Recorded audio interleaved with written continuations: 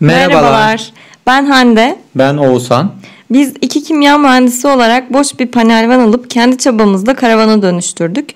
2,5 ay süren bu süreci 15 dakikaya sığdırdık. Keyifli seyirler dileriz.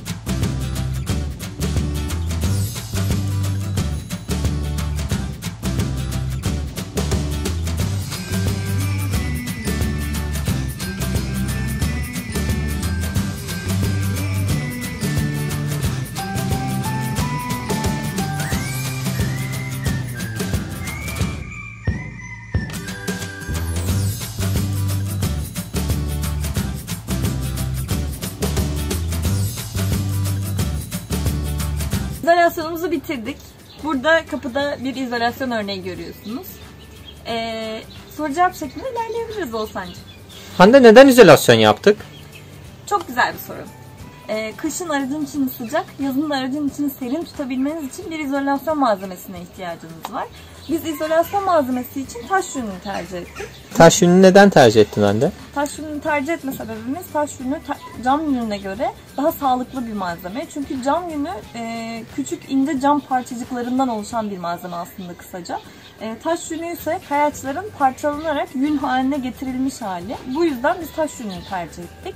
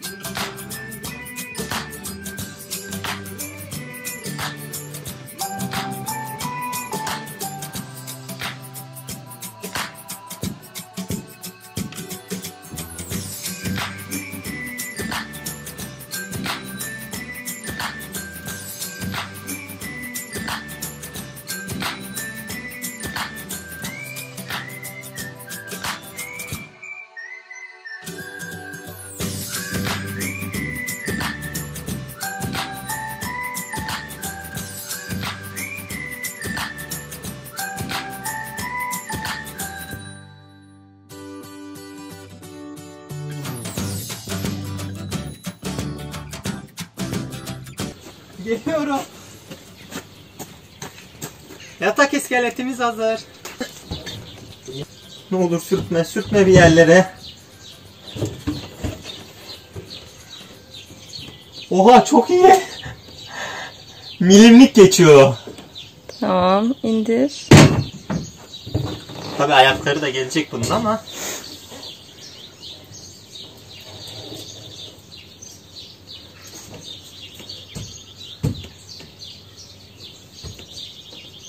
yatıyormuşum gibi düşün. Ama demir çok kötü batıyor.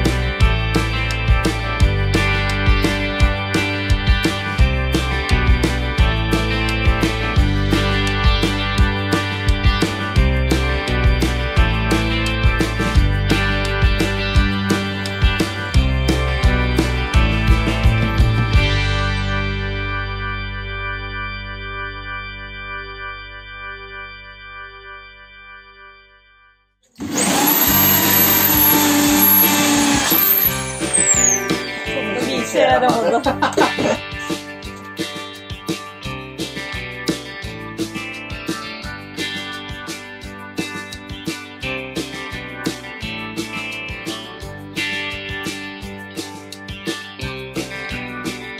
Ne yapıyorsun Hande? Koltuğu söküyorum. Ne yapacaksın koltuğu söküp? Koltuğun mekanizmasını söküyorum. Neden söküyorsun? Dönerli yapacağım. Hadi bakalım. Bu koltuk döner arkaya dönecek. O yüzden altındaki bu sabit mekanizmayı, iskeleti söküp dönerli mekanizmadan yerine takacağız. Sonra montajını sağlayacağız. Sen mi takacaksın döner mekanizmayı? Tabii ki. Deneyeceğiz yani, bakalım. Hadi bakalım, kolay gelsin Hande Oğuzhan Usta. Usta'dan biraz destek alabiliriz belki. Tamam, hadi bakalım, kolay gelsin. Gördüğünüz üzere koltukları değiştirdik. Benim oturduğum yerde ikili koltuk vardı. Tekli koltuğa çevirdik bunu. Döşemelerini yenilettik. Evet, Aynı zamanda her iki koltukta döner hale geldi. Bakın hemen şimdi Hemen yapalım.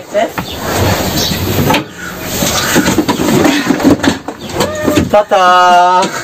Ben bu kadar dönebildim.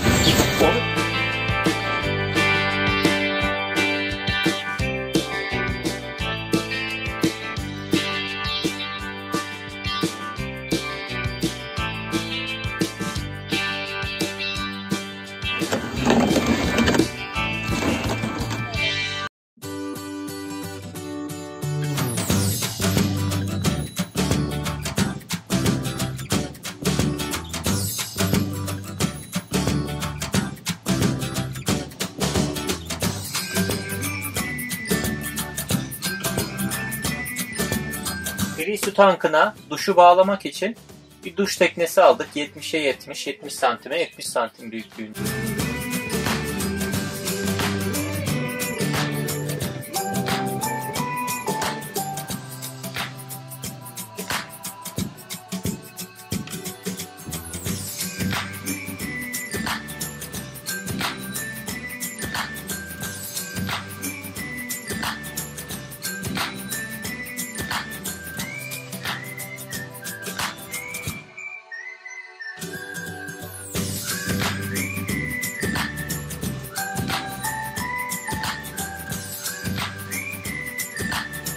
Karavan yapımı nasıl gidiyor Hande?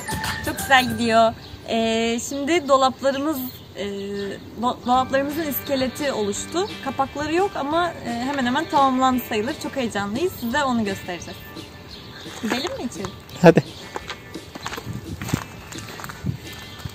Tata.